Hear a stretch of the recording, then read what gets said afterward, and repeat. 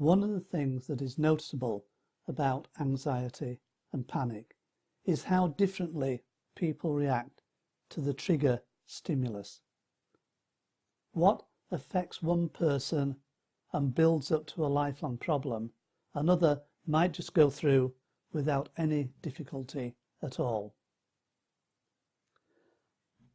I always remember many years ago I was on a flight from the UK to Greece, to Rhodes. It was a routine evening flight, and on that flight we flew into a storm, into a thunderstorm, and we got struck by lightning twice. There was a massive bang. Initially the cabin went quiet, and then people started shouting and some people were screaming. And I always remember a young stewardess stood at the front of the plane telling us through a microphone that was shaking in her hands, "Please do not worry, there is nothing to be frightened about. Do not worry, everything is safe." Now, one of the worst things you can do for people that are worried is ask them not to do something. And I can prove this to you right now. I'm going to give you an instruction and I want you to act on this immediately. Here it is. I don't want you to think about a pink elephant. Okay? You got it? What's in your head? A pink elephant. And the reason is you can't not think about something without thinking about it first. So when somebody says, "Don't worry, there's nothing to be frightened about," you immediately go, "Okay, what should I be worrying about? And what should I be frightened about? So I won't do that." And of course, everybody got worried. For myself, I was fascinated. I was sat at the window seat over the wing, and I was watching these blue lights as they shot up and down the wing. Absolutely fascinated. It's just like on the movies.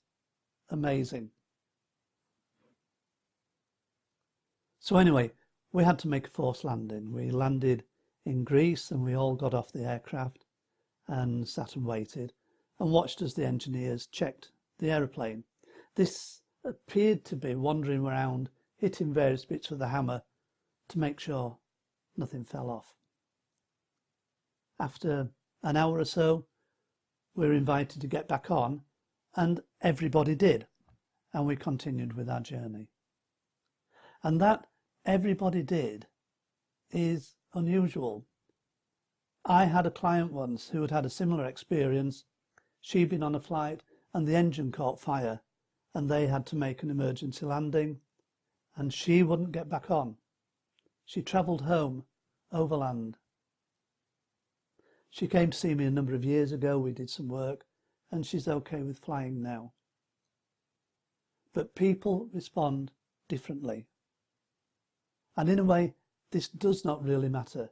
It's how you are responding that's important.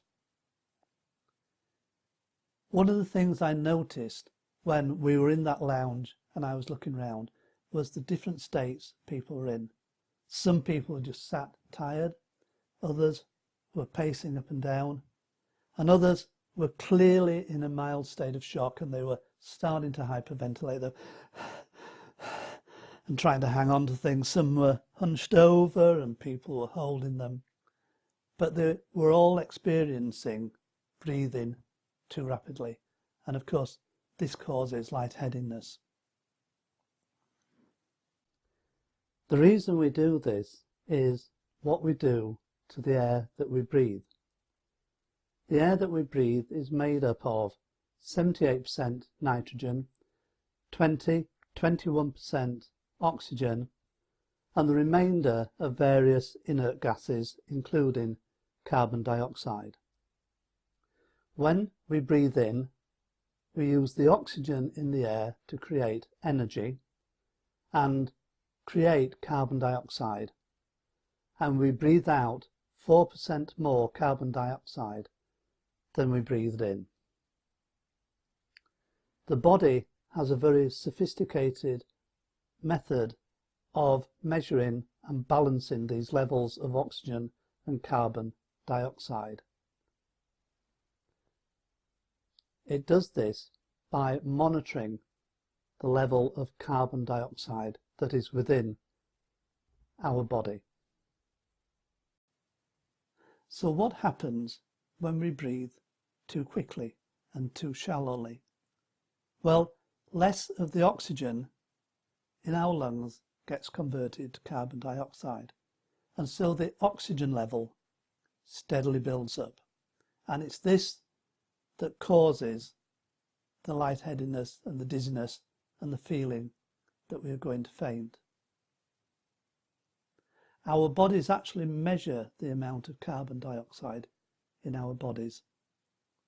To some this might seem a little bit strange, because if we are unwell, we're given oxygen, but in those times we're breathing slowly and using the oxygen we are given. So there is an old trick for helping to overcome this problem, and I'm going to show this to you now. Now, I don't have a paper bag, I have a plastic bag. And the way this works is as follows. You're hyperventilating and you breathe into the bag like this. Hyperventilating.